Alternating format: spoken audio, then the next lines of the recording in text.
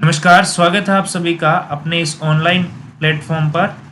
और आज हम बात कर रहे हैं जो आपका विजन एकेडमी जो कि चलाई जा रही है संतवीर सर यूट्यूब चैनल जो है अपना उनके संतवीर सर के द्वारा ये जो विजन एकेडमी है इसके अंदर आपके ऑफलाइन जो टेस्ट हैं वो संचालित किए जा रहे हैं, जिसके अंदर आपके L1 का जो 5वां टेस्ट हुआ है जो कि लेटेस्ट ही वो भी संडे को हुआ था। तो उसका जो सॉल्यूशन है वो आपके साथ में करवाने जा रहा हूँ। और इस टेस्ट में अपने जो है साइंस का जो पार्ट है, जिसमें साइंस प्लस में टीचिंग मेथड दोनों का जो सॉल्यूशन है वो मैं आपको बताने वाला हूँ। आपको आंसर यहाँ से अच्छे तरीके से बता दिए जाएंगे, ठीक है। और आशा करता हूँ आपको जो क्वेश्चन मिले होंगे बहुत अच्छे ज़बरदस्त क्वेश्चन मिले होंगे और क्वेश्चन को सॉल्व करते हुए आपको अच्छा फील भी हुआ होगा। तो शुरू करते हैं बिना किसी देरी के अपने जो क्वेश्चन थे साइंस के, क्वेश्चन नंबर 81 से।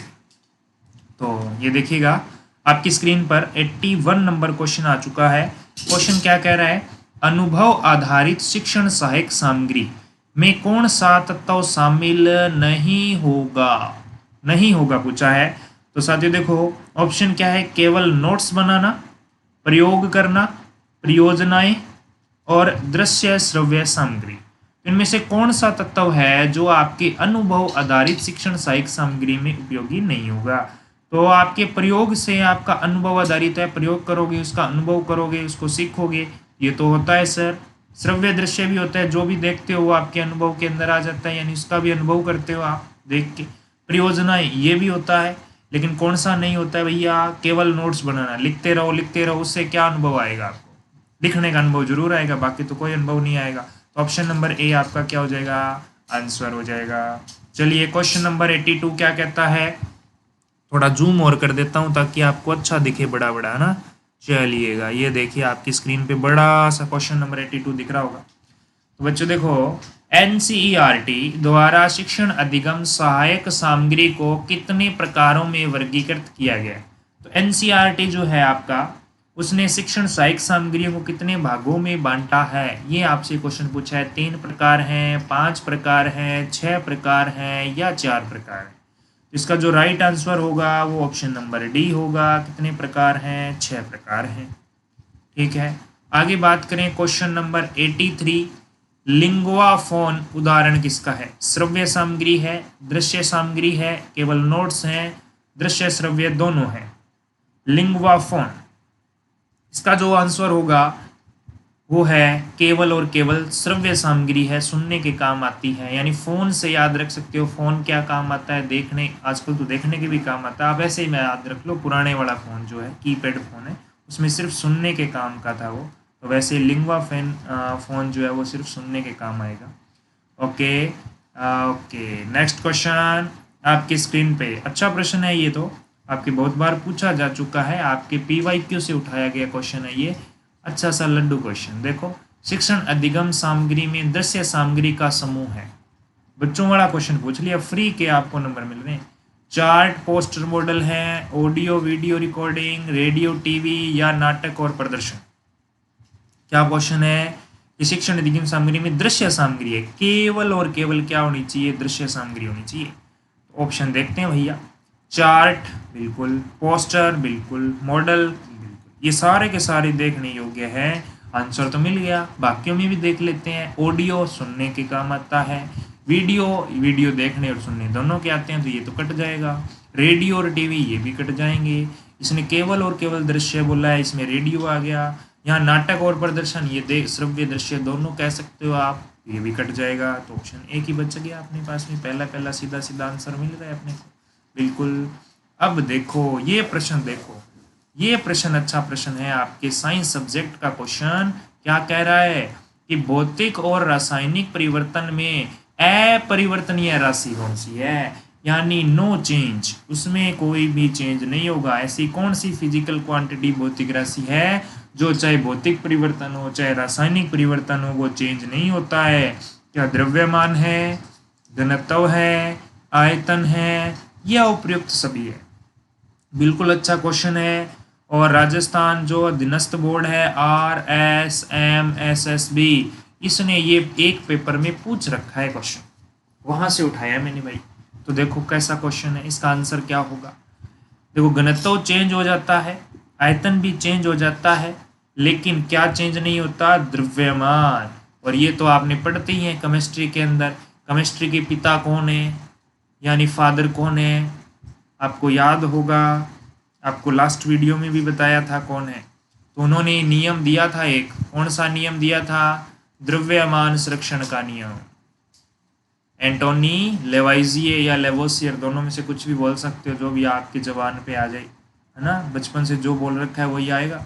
द्रव्यमान संरक्षण का नियम, मास कंजर्वेशन लॉ, क्या कहता है, मास नोर बी क्रिएटेड, है ना, नेदर बी डिस्ट्रॉयड, यानी द्रव्यमान को नहीं तो बनाया जा सकता है और नहीं नष्ट किया जा सकता है। बिल्कुल आपके, तो ये द्रव्यमान है, इसको नहीं तो नष्ट कर सकते हो नहीं बना सकते हो। तो इसका मतलब ये चेंज नहीं होगा भाई मेरे, चाहे भौतिक परिवर्तन हो चाहे रासायनिक परिवर्तन हो। बिल्कुल। चलिए अगला प्रश्न देखिए, आपकी स्क्रीन पे ये रहा 7 करोड़ का, है ना। निम्नलिखित में से रासायनिक परिवर्तन नहीं है। अब मैंने 7 करोड़ क्या बोला है, 7 करोड़ रुपए थोड़ी बोले मैंने, है ना। तो पूरा सुना करो ध्यान से, कमेंट में मत लग जाना हमें 7 करोड़ दो, ठीक। ओके, लोहे पर जंग लगना, मोम का पिघलना, अंगूर का किण्वन, दूध का खट्टा होना रासायनिक परिवर्तन नहीं है। आप नहीं को तो पढ़ता ही नहीं हो, है ना, पढ़ना है भाई। देखो लोहे पर जंग लगना क्या है, रासायनिक है, ठीक है। दूध का खट्टा होना बिल्कुल रासायनिक है, लैक्टोबैसिलस जीवाणु जो कि दूध को दही में बदलते हैं, याद रखना। लोहे पे जंग लगना, इसके अंदर फेरिक ऑक्साइड बनता है Fe2O3, है ना, ये जंगाड़ जो लगता है ना वो है ये, ठीक है ना। हाँ, अंगूर का किण्वन होना, यानी एल्कोहल बन रही है भैया, एल्कोहल बनने की प्रक्रिया, अंगूर से एल्कोहल बनने की प्रक्रिया क्या कहलाती है, किण्वन। ओके, ये भी एक रासायनिक प्रक्रिया है। क्या है, रासायनिक प्रक्रिया। एल्कोहल में क्या होता है, कौन सा समूह होता है, ओल समूह होता है, एल्कोहल ग्रुप होता है जिसका सिंबल OH होता है ना, बिल्कुल होता है सर। ओके, तो इसका जो सही आंसर है मोम का पिघलना, मोम को पिघला लोगे उसके बाद वापस वो वैसी की वैसी बन जाएगी, इसमें कोई चेंज नहीं हो रहा, कुछ नया नहीं बना। तो ऑप्शन नंबर बी जो है वो आपका आंसर होगा। Okay clear. ओके सर, आगे देखो, ये देखो कितना अच्छा क्वेश्चन है। अभी थोड़े दिन पहले इसका अच्छा यूज हुआ था भाई, है ना, जो करवा चौथ गई थी उसके ऊपर, है ना। तो हाथों पर मेहंदी का रचना उदाहरण है, हाथों के ऊपर जो मेहंदी लगाते हैं ना, हाँ जी, हाँ मेहंदी लगाते हैं उसका, जिनकी शादी हो रखी है उनको पता होगा, महिला है तो वो तो यूज करती है, और जो पुरुष है वो बेचारा लाते लाते थक जाता होगा, इतनी मेहंदी लगती है ना। तो देखो ये कौन सा परिवर्तन है, रासायनिक है, भौतिक है, भौतिक और रासायनिक दोनों हैं, या इनमें से कोई नहीं। अच्छा प्रश्न है वैसे देखा जाए तो, आप हर चीज़ में साइंस लगा सकते हो, तो मैंने वहीं से एक क्वेश्चन उठा दिया। हाथों पर मेहंदी का रचना उदाहरण किसका है, ये उदाहरण है किसका, रासायनिक परिवर्तन का। ऑप्शन नंबर ए आपका सही होगा, बिल्कुल क्लियर। नेक्स्ट क्वेश्चन देखो 88 नंबर आपकी स्क्रीन पे है, किसके लिए, आपकी तैयारी को मजबूत करने के लिए।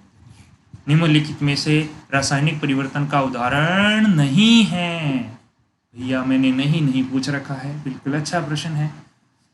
ऑप्शन देखो, ऑप्शन उससे भी खतरनाक, देखते जाओ। ध्वनि का उत्पन्न होना, किण्वन से शराब बनना, पेड़ पौधों में प्रकाश संश्लेषण, प्लेटिनम तार का गर्म होना। कौन सा रासायनिक परिवर्तन का उदाहरण नहीं है बच्चों।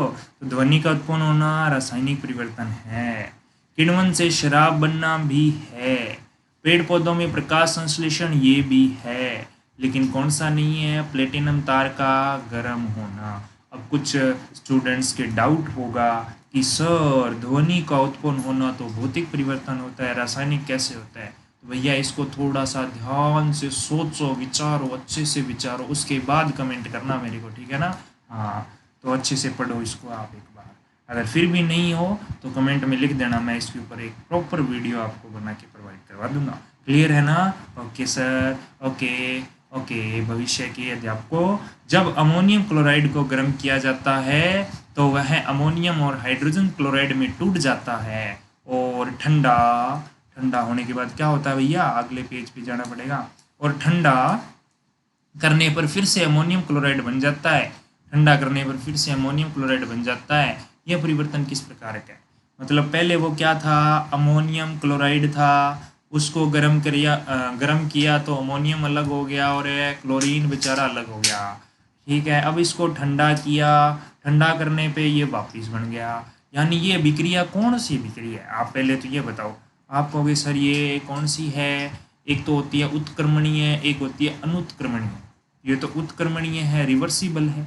उत्क्रमणीय विक्रिया है, बिल्कुल है, दोनों दिशाओं में चल रही है। और ऐसा परिवर्तन जिसमें पदार्थ को पहले जैसा बनाया जा सकता हो, वो कौन सा परिवर्तन होता है भला बताओ तो आप कहोगे सर भौतिक होता है। तो ऑप्शन क्या है? भौतिक है, रासायनिक है, प्रतिवर्ती रासायनिक है, दोनों भौतिक और रासायनिक परिवर्तन। बताओ भैया कौन सा है? तो ये है केवल और केवल कौन सा कहोगे आप? कौन सा कहोगे? भौतिक परिवर्तन, option number A. Okay, let's clear. Okay, आगे जो क्वेश्चन है आपके, ये मैथ्स की शिक्षण विधियां और उसके जो क्या बोलते हैं मैथ के क्वेश्चन है। तो मैथ के आपको ये मान लो लास्ट तीन पेपर हो गए। लास्ट के 3 पेपर जो है उनमें मैथ के 5-5 करके 15 क्वेश्चन हो गए हैं, है ना। और प्लस में हर एक में आपके 3-3 टीचिंग मेथड के होते हैं, तो 9 क्वेश्चन वो हो गए हैं। तो इनके लिए प्रॉपर एक वीडियो मिलेगा आपको, ठीक है। वो वीडियो आपको हो सकता है आज मिल जाए, हो सकता है नेक्स्ट डे मिल जाए, आपको कल या परसों के अंदर आपको प्रोवाइड करवा दिया जाएगा।